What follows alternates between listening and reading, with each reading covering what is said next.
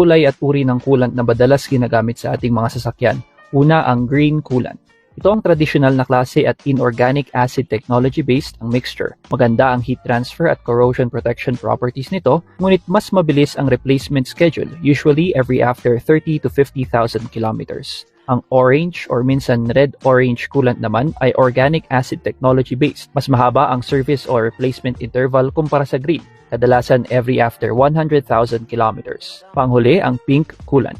Hybrid organic acid technology naman ang ganitong uri ng coolant. May mga silicates ito na nagfo-form ng protective coating sa internal surface ng mga cooling system parts. Kaya naman ito ang may pinakamahabang service interval, usually every after 150 to 200,000 kilometers. Sa pagpili ng coolant na angkop sa ating mga sasakyan, pinakamainam pa rin ang pagsunod sa manufacturer's recommendation. Bago isalin, basahin ang label kung concentrate o premix ito. Kung concentrate, kailangan panghaluan ng distilled water, usually 50% water, 50% coolant. Kapag premix naman, hindi na kailangang haluan at isasalin na lamang.